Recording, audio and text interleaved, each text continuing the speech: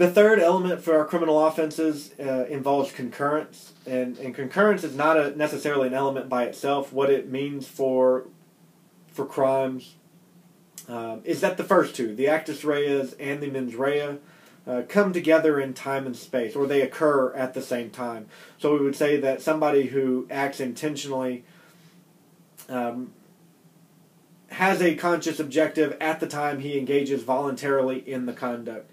So a person that picks up a Snickers bar, puts it in their pocket with the intent to deprive the owner, the store, of that property, would be acting intentionally. They have a voluntary action, and we have concurrence. That's an important part of the criminal offense.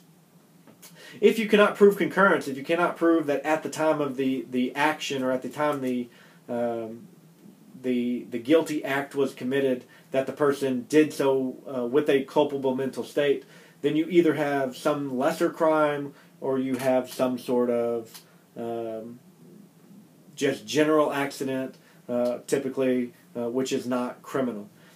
So for example, if I use another homicide example, if we have an actor who is owed money by a friend, and they are tired of waiting for this friend to pay up, so they decide they formulate a plan to murder the individual, and they drive across town with that intent.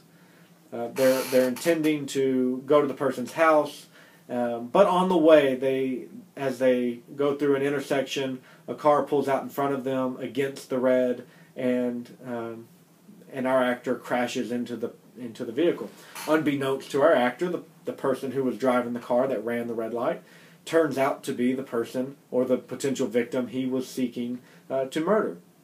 In this instance, if you take out the concurrence element, you have an action that causes the death. So we've got action, we've got the intent. He had formulated this plan, and we even have the result, the producing of the death.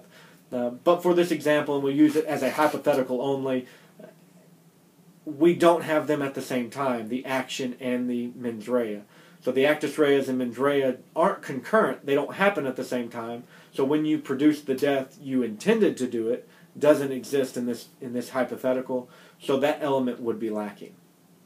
I will make a practical note. If the police, during an investigation, come across information that lead them to believe you intended to kill this person and were heading in that direction, you were driving across town to do that, and then they come across a crime scene or an accident scene in which you have actually killed the person, even though in our hypothetical we know that the concurrent element is missing, from a practical, real-world standpoint, they will make the argument in court that you intended to kill the person. We have witnesses that say you threatened them and they owe you money, so we've got a motive, so forth and so on, and then you actually carry through with that plan. It will be hard to convince a jury that no, you intended to do it later, you didn't intend to do it when you did it, if that makes sense. So thinking in the terms of the hypothetical, we're safe, but in real-world practice, it's going to be hard to prove yourself in front of a jury that you did not intend to kill them when you killed them.